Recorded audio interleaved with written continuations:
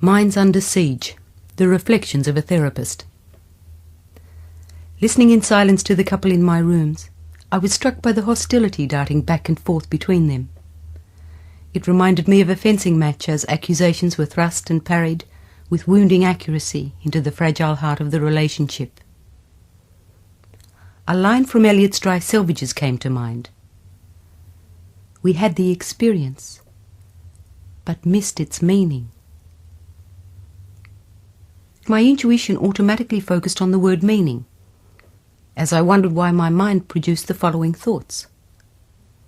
What I sow I will reap. If I make you cry, I will weep.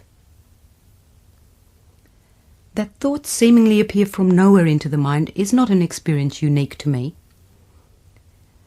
But is it only explicable in terms of the intuitive function?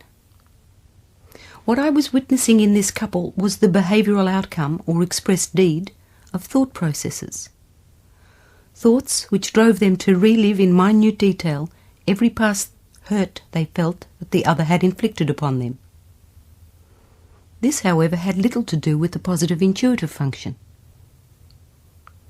I was watching two people who loved each other lash out emotionally, being driven by their incoming thoughts of past grievances, thoughts that drove them to act as if those hurts were being inflicted again in the present moment. What is it about this process of thought which has so much power to recreate and trigger past events, and to reactivate emotions associated with events so forcefully that the ability to distinguish between what had occurred then and what is happening now is actually obliterated? And why is it that these thought processes primarily seem to constellate the negative? How often do we as helpers find that our clients spend endless time in negative thought processes about past events, rather than focusing on positive events, which must have occurred at some stage in their lives and relationships? These were the questions I asked myself after the session, as I reflected on the theories I had studied to assist me in some measure towards an understanding of the process I had experienced. And truthfully, I still had not come up with an answer. At the core of most theories attempting to come to grips with the powerful interplay between the mind and emotions is the belief that insight usually produces positive change. Yet it struck me that despite the plethora of knowledge and the exponential growth of theories on the mind and emotions, a corresponding growth in psychological, emotional and spiritual well-being does not seem to have occurred in the human race. Why is it, I ask myself, that I am busier now than I was 20 years ago? Why is it that I and many of my colleagues are experiencing an increase in the negative thought processes of our clients, when so much information has become available to the general public? As professional carers, we have to admit that despite the belief that our theories provide answers, our services are in ever-increasing demand. This can only be explained either because those afflicted are in fact not being fully helped by us, or a greater percentage of the planetary population is succumbing to mental and emotional trauma. There is no doubt that we are providing care, but are we providing mental relief within the minds of our clients?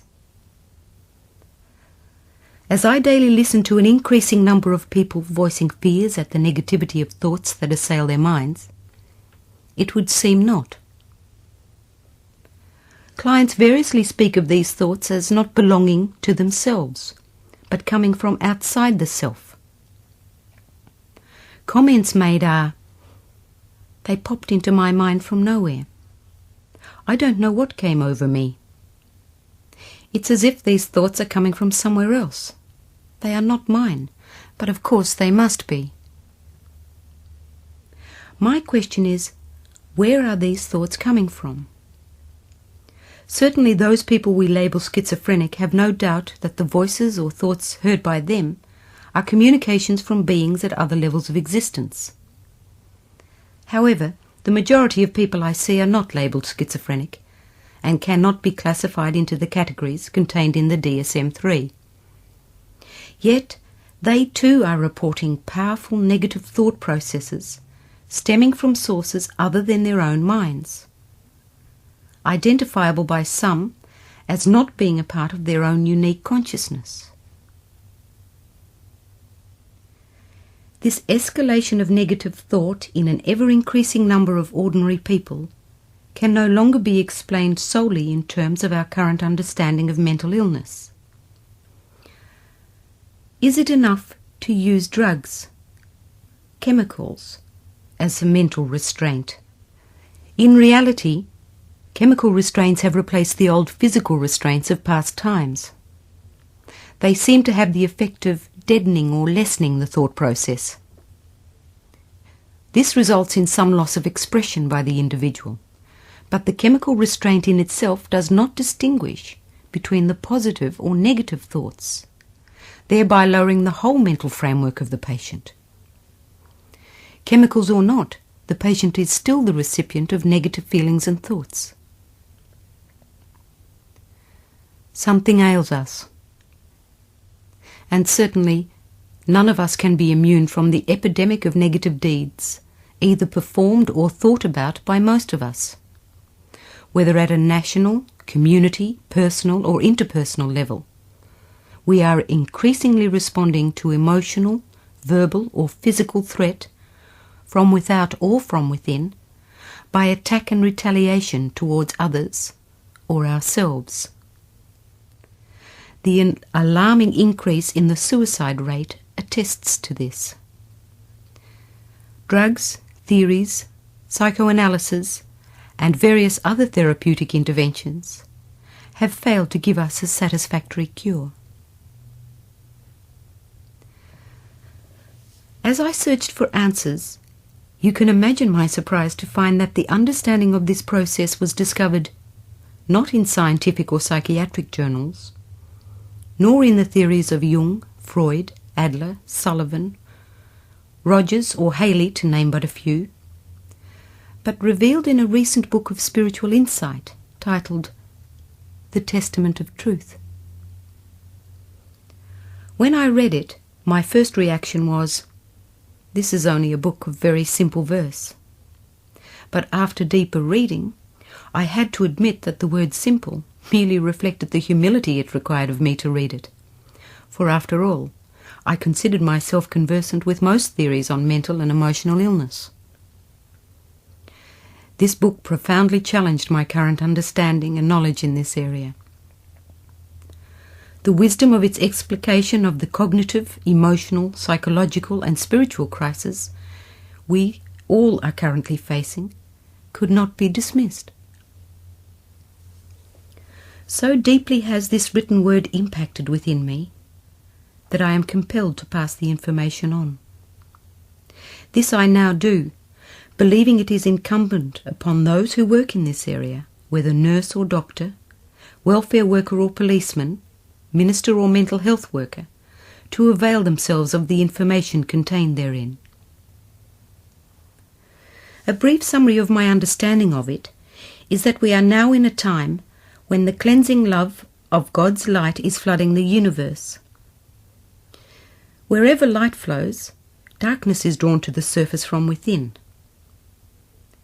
This leads to the experiencing of an intensification of negative emotions, such as fear, anger, hatred, revenge, or jealousy. The proportion of dark negativity drawn up from within requires a corresponding amount of light to draw it out, and this is being done invisibly by the source. The converse is also true. As we deny the light and draw in dark negativity, which we are doing through negative deed, we dim the inner light or divine spark within us. As psychiatrists, therapists and counsellors, we can in some measure relate to this concept through our understanding of the therapeutic process. In psychoanalytic terms, the more insight we provide for our clients, the more light is deemed to flow into the dark, repressed contents of the unconscious. Our theory then maintains that we will be less driven by these repressed contents. We also accept that this emergence from the unconscious causes increased emotional turmoil as the process continues, hence increasing negativity. However, our current theories do not account for why the more we bring up from the unconscious, the more our thoughts seem to focus on what still remains consciously undiscovered. This is akin to the never-ending negative thought intrusion explained above. The revelations in the Testament of Truth give insight into this. It explains that as increasing negativity is drawn to the surface by the light, in therapeutic terms, insight, the surfacing emotions being drawn out result in an intensifying vibrational wavelength. These are felt by other beings on different lower levels of existence. Here there exists a bottomless pit of negative thought projection. This is a new truth for me, not one I could find anywhere else. There are beings in existence at these lower levels who have only one way of fulfilling their emotional needs, and that is accomplished by our inspired deeds, which they can and do instigate by telepathically controlling our minds. The feelings of increasing negativity are much stronger at this spiritual cleansing time, and this in turn allows for easier telepathic access to our minds. In short, our radio is tuned in to the negative station. On this particular station, we receive thoughts from souls at other levels of consciousness, whose negative emotions vibrate at the same negative frequency or wavelength as our own. Since each emotion has a wavelength or vibration of its own, we find that we are in fact tuned in, as it were, to a corresponding negative or dark energy force. The resulting increase in the negative thoughts that seem to come from nowhere are in fact the thoughts of other souls interpolating with our minds. In this way, we suddenly find that the initial emotion of, say, fear, concluded in thoughts which engendered such a tremendous emotional response that, to use a common expression, our thoughts ran away with us. And run with us they do, way beyond the stimulus of the initial fear. At this time of increased emotions, our minds are more conducive to mental access. The power of the darkness, then, is its spellbinding continuity of thought, which keeps our minds going round and around in ever-increasing negativity. Concern and worry about tomorrow, plotting revenge over yesterday's hurts, holding on to unforgiving thoughts. This results in mental torment, irrationality, and moments of temporary insanity until our minds are totally controlled, and lead us to deeds of abuse, either verbal, emotional, or physical, to ourselves or to other people. The chief characteristic of this process is that the inundation of thoughts and emotions compel us to actions which in saner moments we think ourselves quite incapable of performing. When I grasped the full impact of this process, it gave me an insight into a phenomenon which to date has eluded so many of us. For if this thought intrusion leads to compelled irrational action, then the increasing number of youths suiciding for no obvious other or external reason becomes more explicable. In therapeutic terms, this is referred to as the obsessional thought processes. But if conscious will, insight, understanding, and even years of therapy do little to abate obsessional thought, could it not simply be accounted for by the explanation in the Testament of Truth? In short, are these obsessional thoughts coming not from the individual's unconscious, but from beings outside our conscious awareness? Is it that due to the neglect of the spiritual side of our beings, the side that connects us to the source, the light, we no longer are able to draw on the light, and thus are now unable to hold the negative dark intrusions into our minds. God's call now, as always, is for love and peace and non-retaliation when confronted. Since all of us can acknowledge that we have sinned insofar as we succumb to negative emotions and thoughts which led to abuse or retaliation, it takes little to realize that we have denied the call to only love. This resulted in us drawing in darkness, a darkness which is now surfacing at an accelerated rate. How are we to retain our rationality and sanity as both internal and external confrontation escalates with the corresponding surge of negative emotions? My understanding from reading the Testament of Truth is that we need to break the flow of negative thought intrusion.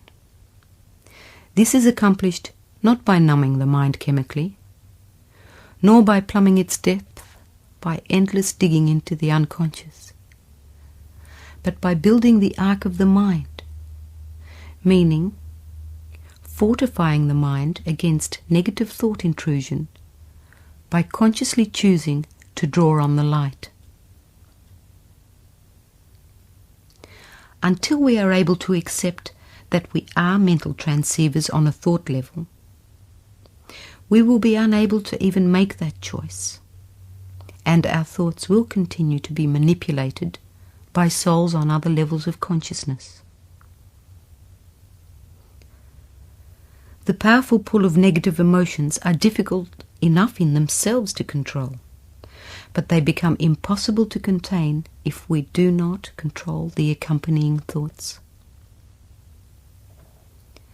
This is achieved by thrice daily drawing on the light that is available to us.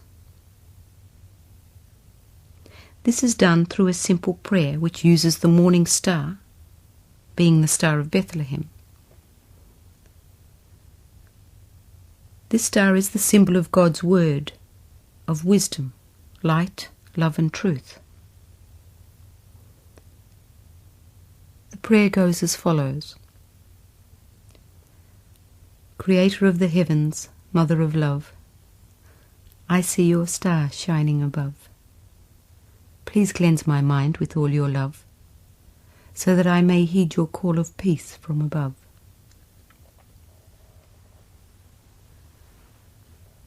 The prayer momentarily halts the negative thought flow, giving us a little clarity, a little calmness, a little rationality, and mental respite from the negative thought intrusions that otherwise flows on and on. The full cessation of negative thought flow is only attained once the energy essence of any particular negative emotion is cleansed out of the soul by God's grace. My experience to date is that the clients and friends who, with understanding of this insight, put the prayer into practice, do experience a lessening of negative thought flow. I therefore feel it is my task to simply pass this message on. What you do with it is your choice. I only ask that you avail yourself of this deep wisdom in its fullness by reading the book. In so doing, you make a choice about its validity based on a personally informed decision. My prayer for you is that God's grace will touch your minds as you read, even as it did mine. I hope this message reaches you.